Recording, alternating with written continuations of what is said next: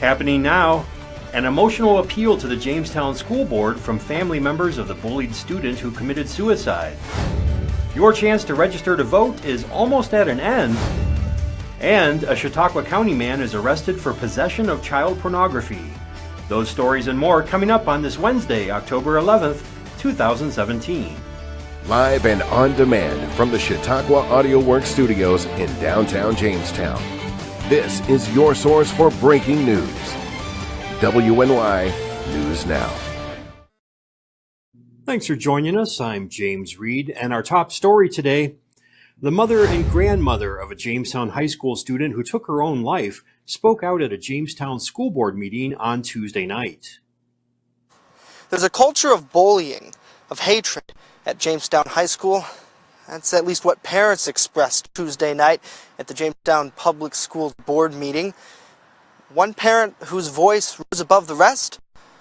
Barb Silvis, the legal guardian of Mariah Schroeder, whose story we told you last week. We spoke with Barb after the meeting, who wants things to change. I want some action done today, not tomorrow, because my fear is I have Mariah's 10-year-old sister that is in 5th grade, so in a couple of years she will be up here. And I want something put in place to where she's going to feel safe enough to go to school. And if nothing is done, no changes have been made, nothing has been put in place, Caitlin will be homeschooled. I will not send her here. I refuse to. I don't feel she would be safe. About 20 people stood up tonight and spoke about this growing problem that some say is an epidemic, including this former JHS student who says she was bullied herself.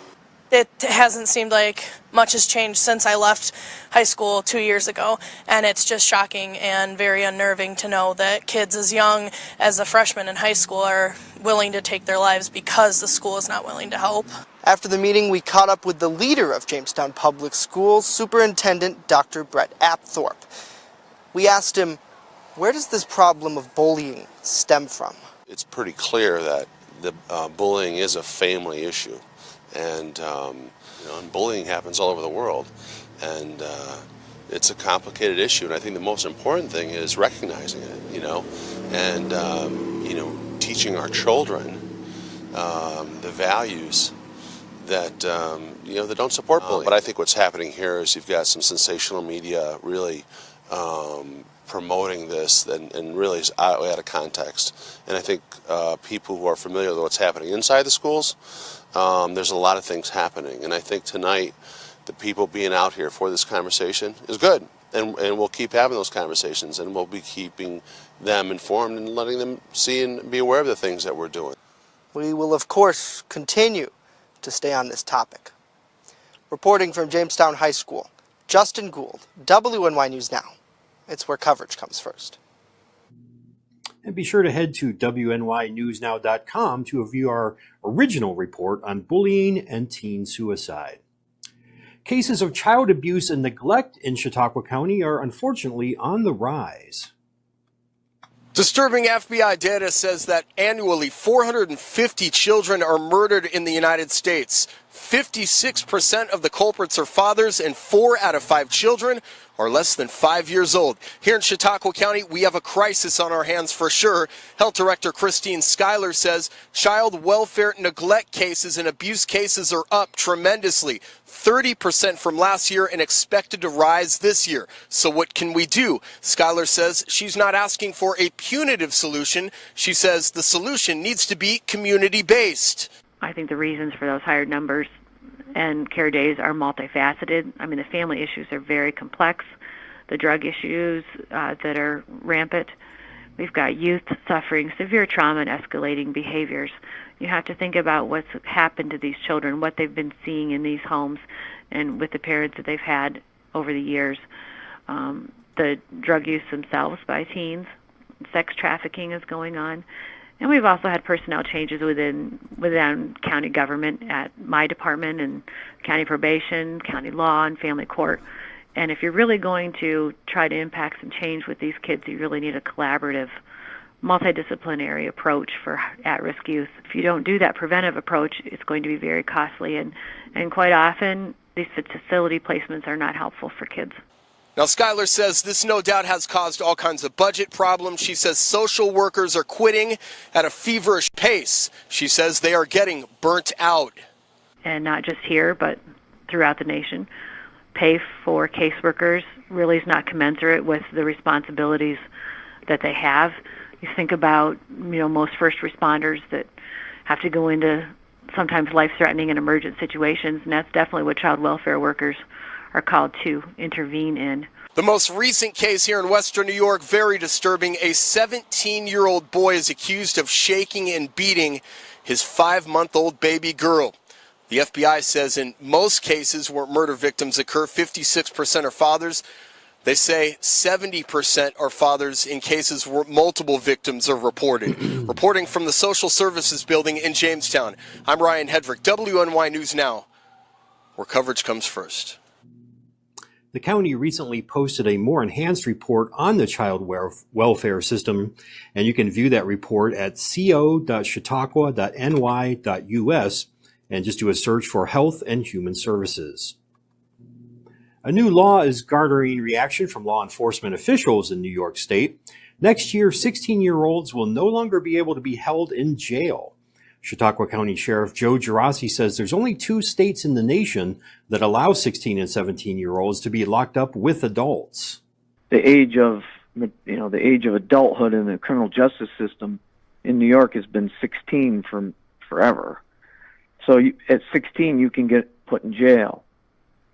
Starting next year, that changes. 16-year-olds cannot be housed in jails. They have to be in a special housing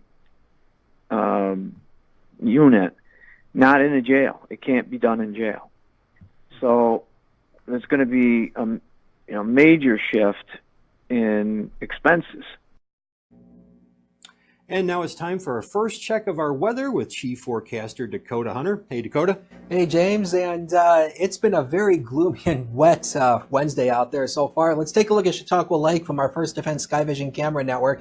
You can see the cloudy and gloomy skies. You can also see some of the fog that is rolling in across Chautauqua Lake. It's 56 out there with a dew point of 54. And they have picked up a little over half an inch, actually a quarter of an inch of rain so far at this camera location. And we'll talk about more rain chances for today, when will we clear out, and a warm up for the weekend. We'll talk about it in a few minutes. Back to you, James. All right, thank you, sir. Straight ahead, a voice from the sky. We'll tell you what an Ohio police department is searching for. But first, an important election deadline is creeping up. That story coming up next. You're watching WNY News Now, where coverage comes first.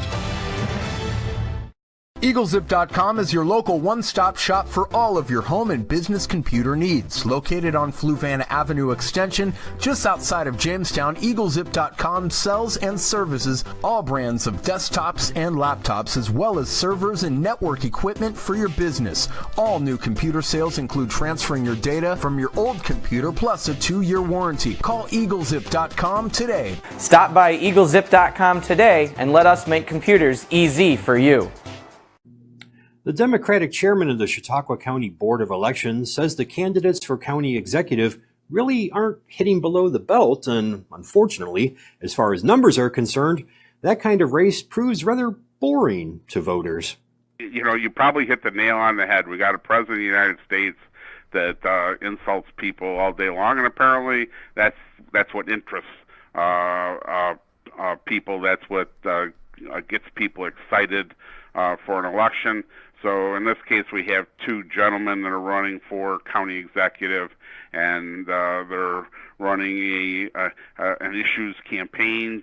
And both are running issues campaigns, and that's not exciting. Now, if one were to accuse the other person of a high crime, or that they belonged in kindergarten, or needed the daycare monitor wasn't there that day, maybe that's what excites people. Green reminds voters that Friday is the deadline to register to vote. It is also the last day that you can file a change of party enrollment.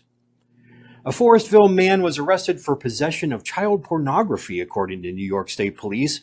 62-year-old Robert Howard faces 10 counts of possessing a sexual performance by a child and 2 counts of promoting a sexual performance by a child. Both of those, of course, felonies. Troopers reportedly received a report on this incident back in July. Multiple agencies located his IP address and eventually located Howard. He was arraigned in town of Hanover Court and remanded to county jail in lieu of $20,000 bail.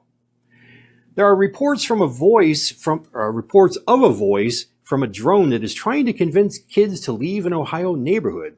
Parents and teachers are being warned about this, and Melissa Reed has more.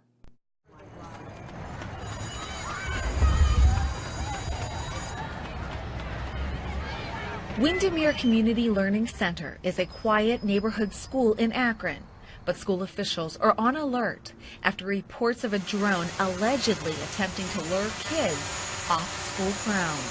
3 to 4 times within the past week that they have seen a drone that has been up near my playground. According to Principal Megan Lee Wilfong, the drone was spotted by both kids and adults during the evenings and over this past weekend.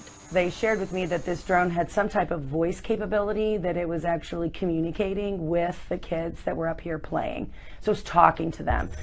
Lee Wilfong says several witnesses have claimed the voice has even tried to get kids off the playground. Absolute panic, for one. Just want to make sure, even though I'm not here, in the evenings and on the weekends, but they're still my students. So I wanted to make sure that they're okay. Now, your First Defense Forecast with Dakota Hunter.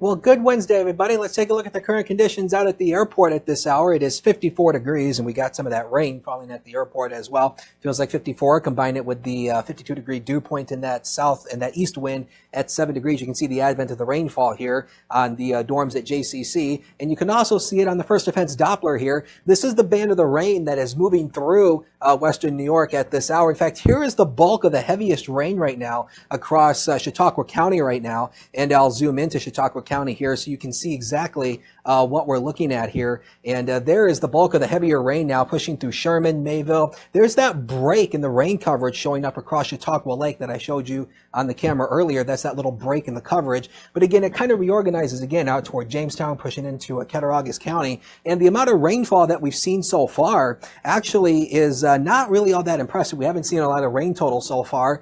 Jamestown's only picked up about a little more than 1/10 of an inch. Cherry Creek with nothing more, little to measure there. The heavier rain totals so far are down across the state line. Corey has picked up almost a little over a 1/4 of an inch of rain so far today, and we do expect a little more rain on the way. Let's get into the First Defense forecast for this Wednesday. Widespread rain. There is a chance some of it could contain some heavy downpours. I don't expect flash flooding, maybe some ponding water on the roadways today. Fog sets up late in the day, so it's just going to be a gloomy, balmy day. Temperatures around 59 degrees with that pretty healthy northeast wind. And then for tonight, the rain continues. It begins to back off a little bit after midnight. More fog begins to set up. We'll only dip down to 53, but the wind stays. And then for tomorrow, just another balmy, gloomy day. We'll only shoot for a high of around 60. Areas of drizzle in the morning with another chance of showers, otherwise cloudy. And look at the wind. It remains out of the northeast, 12 to 18 miles an hour. And then on the 7-day, we actually bring in the rain again on Friday, but it's going to be mostly a partly cloudy day, but slight chance of a rain shower. And then take a look at that. We warm up over the weekend before the temperatures dip again into a more fall time pattern. Ryan has sports right after the break, so please stay with us. Chautauqua Audio Works now offers instrument rentals starting at just $17 per month. We're your school's band and orchestra headquarters, the only place with loaners on site. So pick up an instrument today. Order online with the keyword Chautauqua, shipping straight to your door. With coverage that matters, this is WNY News Now. Located in the St. Elmo building in Chautauqua Institution, La Familia Restaurant is more than a restaurant. So people love the fact that we are committed to the farm-to-table aspect in our produce and focus on sustainability with our seafood too. La Familia has signature dishes. Sirloin filet over on the table. Next is our Aegean chicken and cider brine pork chop. La Familia even has FamiliaCHQ.com.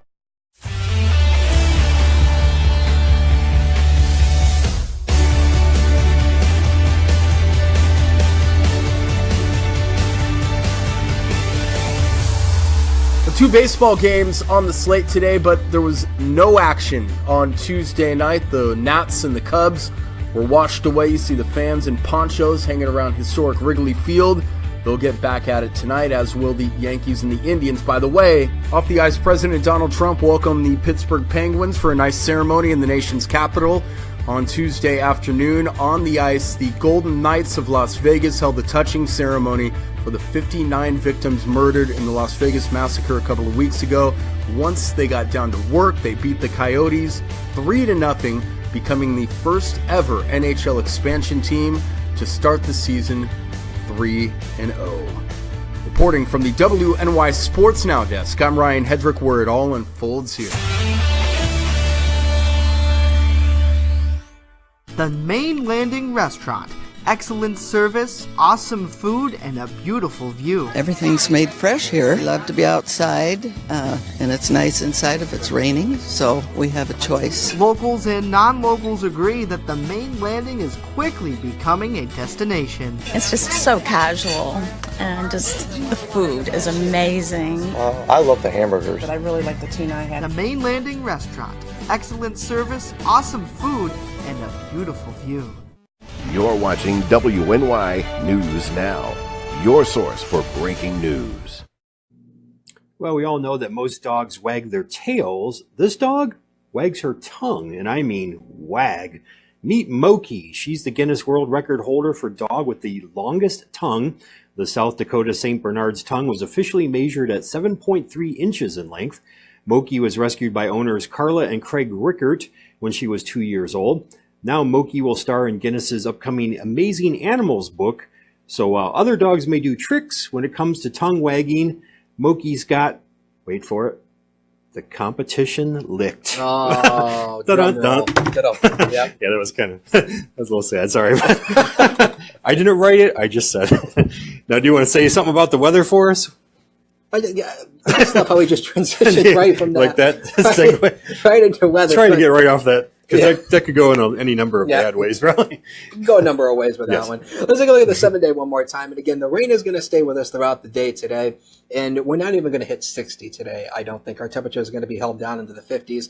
And again, tomorrow, just another gloomy day. But the rain is mostly in the morning hours. We do have a slight chance of a rain shower in the afternoon, but I would not necessarily count on that. Otherwise, just count on cloudy skies. It's just going to look gloomy and just kind of, if I can be frank, gross. There's not going to be much sunshine. Now on Friday, we do warm up a little bit with a 20% rain chance, but again, I think it's going to be mostly to partly sunny. Take a look at the weekend. Saturday's going to be probably the better day if you like sunshine. We're going to have sunshine, but then we bring in the rain again on Sunday, and the temperatures make it again. But take a look at that, from 76 to 57.